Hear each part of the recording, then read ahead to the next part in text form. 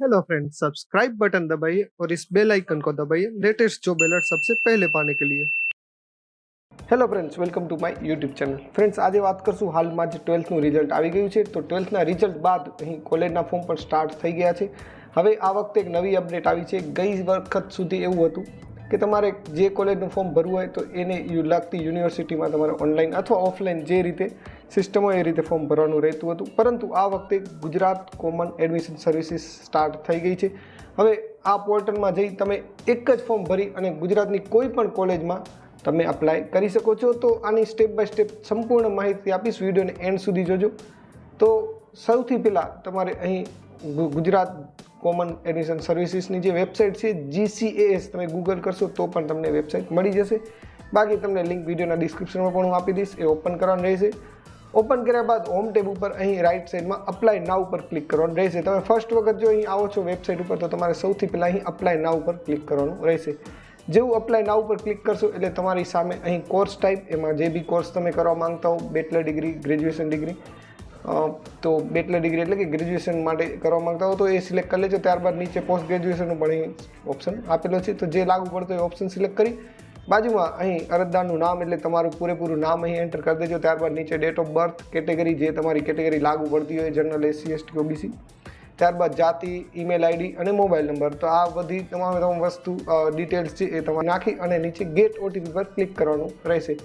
Gate OTP પર click કરશો એટલે તમારા ઈમેલ તથા મોબાઈલમાં એક OTP આવી ગયો હશે. એ OTP તમારે અહીં એન્ટર કરીને સબમિટ પર ક્લિક કરવાનું રહેશે. જેવું સબમિટ પર ક્લિક કરશો એટલે તમારા ઈમેલ આઈડી તથા મોબાઈલની અંદર તમને એક યુઝર આઈડી અને પાસવર્ડ અહીં પ્રોવાઈડ કરવામાં આવશે. એ પાસવર્ડની મદદથી ફરીથી તમારે અહીં GCASની વેબસાઇટ ઉપર જઈ અને હોમ ટેબ ઉપર જ આ વખતે અપ્લાય નાવની બાજુમાં જે છે ઓલરેડી રજિસ્ટર્ડ એની પર ક્લિક કરવાનું રહેશે. એની પર ક્લિક કરશો એટલે તમને અહીં યુઝર આઈડી અને પાસવર્ડ માંગશે. તો જે તમને મેલમાં આવેલા છે યુઝર આઈડી, પાસવર્ડ એ એન્ટર કરશો એટલે તમારું લોગિન અહીં સફળતાપૂર્વક થઈ જશે. જેવું લોગિન કરશો એટલે તમારી સામે અહીં યલો કલરના અલગ અલગ બોક્સ આપેલા છે. તો એ સ્ટેપ બાય સ્ટેપ તમારે અહીં ડિટેલ્સ એમાં એન્ટર કરવાની રહેતી હોય છે. સૌથી પહેલાં પ્રોફાઇલ ઉપર ક્લિક કરી ત્યારબાદ પ્રોફાઇલમાં જે બી ડિટેલ્સ છે, ખાસ કરીને જે રેડ અહીં સ્ટાર આપેલો છે એ બધી ડિટેલ્સ ફરજિયાત છે.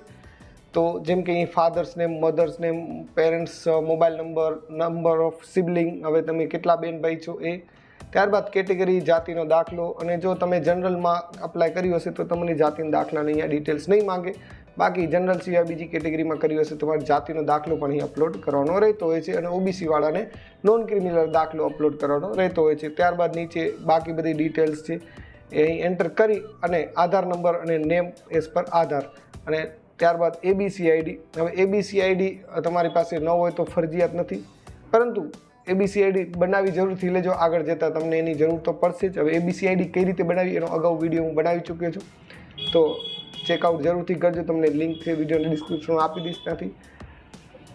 તો ABC ID ત્યાંથી તમને ઇન્ફોર્મેશન મળી જશે. ત્યારબાદ નેક્સ્ટ વાત કરી પરમાનન્ટ એડ્રેસ અને ફોટો અને સાઇન અપલોડ કરીને 7 નેક્સ્ટ પર ક્લિક કરવાનું રહેશે.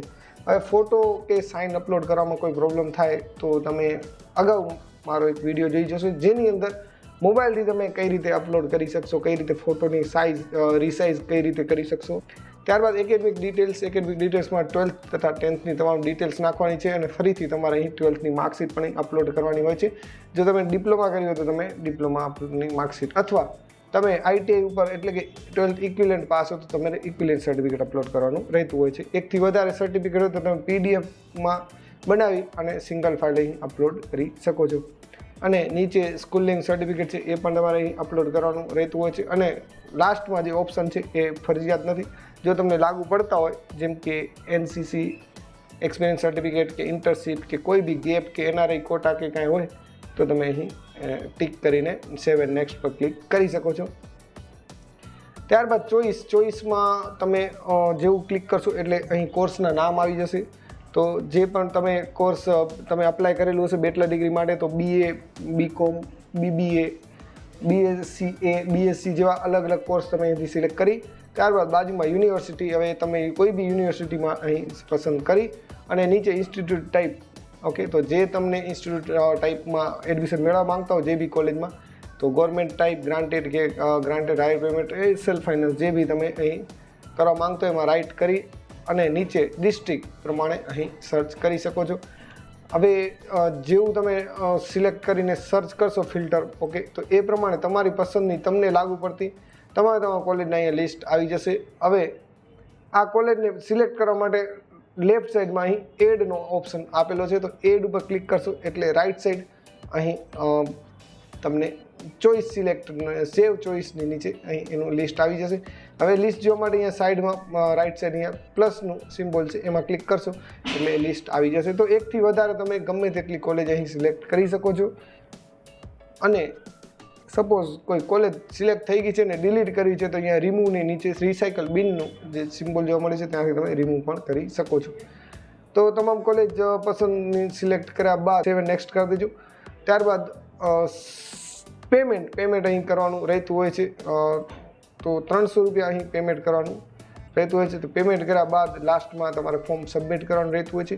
ફોર્મ સબમિટ થઈ જાય એટલે તમારે પછી કોલેજના જે મેરિટ અહીં બહાર પડતા હોય છે એની રાઉન્ડની વેટ કરવાની રહેતી હોય છે. હવે આ વખતે તમે કદાચ ડિપ્લોમાનું કે મેડિકલનું ફોર્મ ભર્યું હોય એ ટાઈપની ખૂબ જ સારી સિસ્ટમ કરી દીધી છે.